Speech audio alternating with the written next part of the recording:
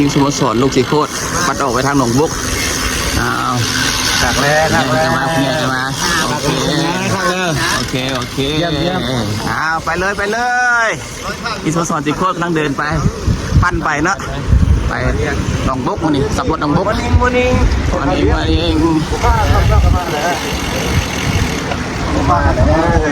โอเคยัดมาโอเคกำลังปั้นไปหนองบุกปะเนี่ยงานหนองบุกแล้วไป let's go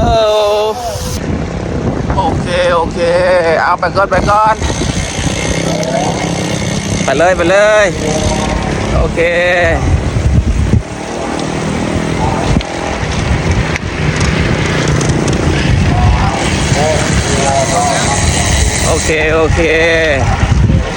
ของแท้มากำลังมา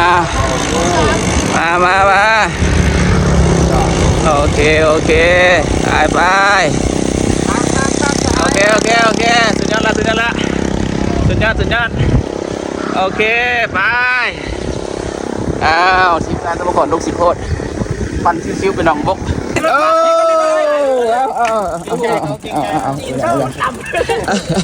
เวียดนามพี่นี่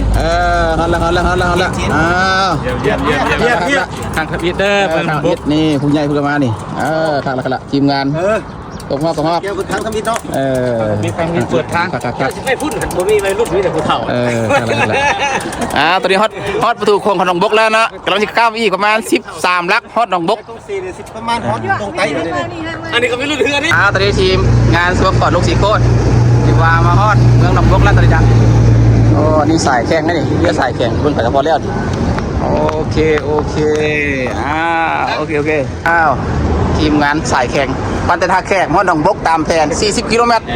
โอ้อันหนึ่งทำเยอะเด้อ1 2 3ว้าวทีมกันโอเคแข่งได้ถึงงามๆโอ้อันนี้เป็นเขตอนุสรณ์ประธานโฮจิมินห์บ้านเชียงหวางเมืองหนองบกแห่งคำมวนรีสิเดนต์โฮจิมินห์โมนิเมโลไซส์เชียงหวางวิลเลจหนองบกดิสตริกคำมวน province that side is นครพนม Thailand เห็นบ่อยสักน้ำโอ้กายว่าแล้วเนาะโอ้นี่คนแข่งนี่สายแข่งนี่มาโอเคโอ้งามหลาย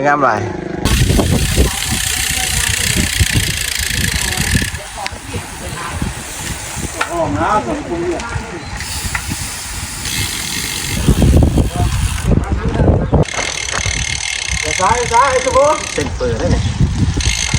แต่เส้นเฟอร์บ้านนี้บ้านเฮ็ดเฟอร์เสียงหว่างคนดั้งเดิมจากคนเวียดนามมาตั้งถิ่นฐานอยู่นี้เดี๋ยวดีว่านี่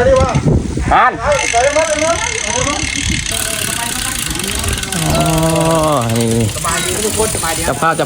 หักต้อนยังได้อยู่ได้เนาะจะภาพหักต้อนยังได้อยู่ได้นี่นะโอเคมันจะหมดถ่ายที่2 โมงเข้าไปมอร์นิ่งกุดมอร์นิ่งเข้าไปเอาละเข้าไปเจ้านั้นนั่นแหละ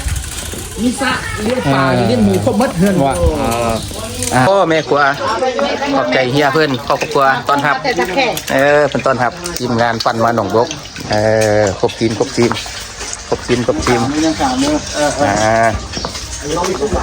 สบายดีครบทีมพักผ่อนมาสบายดีทุกคน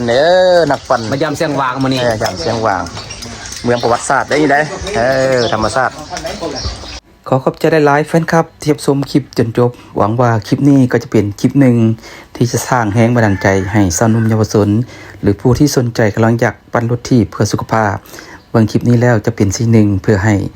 บรรดาทานหรือว่าแฟนคลับสนใจปั่นรถที่ Thank you แฟนคลับ watching this clip hopefully this clip will make your inspiration for cycling for exercise for healthy in the morning or evening depend on your times or the weekend for enjoy cycling with the teams hopefully this cycling is will be make you fun and enjoy to watch this clip คลิปนี้ก็เป็นคลิปหนึ่งเพื่อจะสร้างให้กำลังใจและขอให้ผู้ที่สนใจและผู้ที่ลังเลที่ยังบ่คิดว่าอยากปั่นมาลองเบิ่งคลิปนี้ปั่นแล้วจะติดใจแล้วก็อยากม่วนซื่นเพราะจะเป็น กิจกรรมหนึ่งสร้างสีสันในยามวันพักผ่อนในวันเสาร์อาทิตย์และก็พบเพื่อนใหม่ในการปั่นรถทีไปร่วมกันขอขอบใจ